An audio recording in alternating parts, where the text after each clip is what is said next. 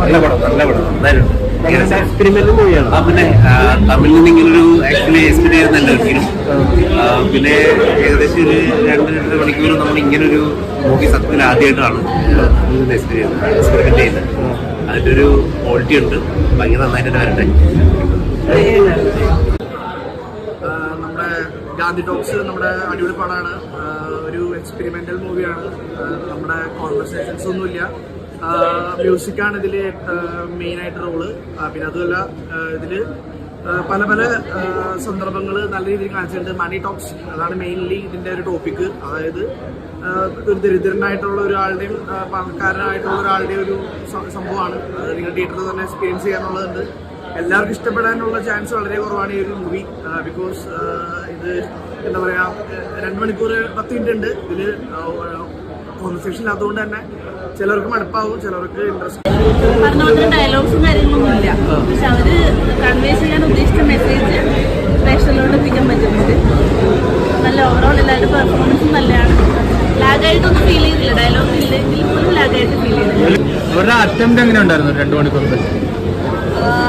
എന്താ പറയാ, ശരിക്കും മെയിനായിട്ട് അവര് ടൈറ്റിലും ടെക്സ്റ്റായിട്ടൊക്കെ കുറെ കൺവേ ചെയ്യാൻ ശ്രമിച്ചു. പിന്നെ എന്നാലും നമുക്ക് മനസ്സിലാവുന്നുണ്ട് കാര്യങ്ങളൊക്കെ. ഞാൻ ആദ്യമായിട്ടാണ് ഇങ്ങനത്തെ ഫിലിം കാണുന്നത്. പക്ഷെ ഒട്ടും ബോറടിച്ചില്ല. നല്ല മീനിങ് ആണ്. വിജയ് സേതുപതി എങ്ങനെയുണ്ട്? പറയേണ്ടതില്ലല്ലോ ആളുടെ ആക്ടിങ്.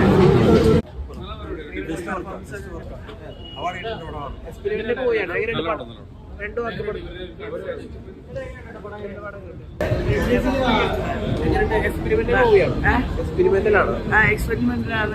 നല്ല അടിപൊളിയായിരുന്നു. സൂപ്പറായിരുന്നു. എക്സ്പെരിമെന്റൽ മൂവിയാണ്. ടോക്കിംഗ് ലേശം കുറവാണെങ്കിലും കണ്ടിരിക്കാനും സൂപ്പറാണ്. സൂപ്പർ ആക്ടിംഗ് ആണ്. ഒരു സൈലൻസ് ആണ്. വോയിസ് ഒന്നുമില്ല.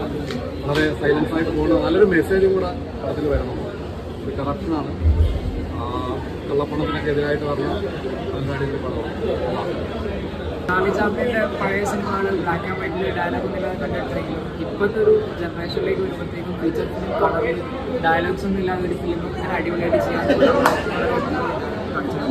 പിന്നെ വിജയ് സേതുപതി ആക്ടിങ് വൈസിലേക്ക് പോകുമ്പോൾ ചലഞ്ചിങ് ആയിട്ടൊന്നുമില്ലെങ്കിൽ കൂടെ എല്ലാവരും അങ്ങനെ അടിപൊളിയായിട്ട് ചെയ്തു. ഫസ്റ്റ് ഹാഫ് കുറച്ചുകൂടെ സീരിയസ് എലമെന്റ്സിലേക്ക്, സെക്കൻഡ് ഹാഫ് കുറച്ചുകൂടെ ഫൺ കോമഡിയൊക്കെ കാര്യങ്ങളായിട്ട് ഡയലോഗ്ലെസ് അല്ലെങ്കിൽ നോ ഡയലോഗ് ഫിലിം. മ്യൂസിക്കലി ഭയങ്കര ബ്രില്യൻ്റ് ഒരു പടമാണ്.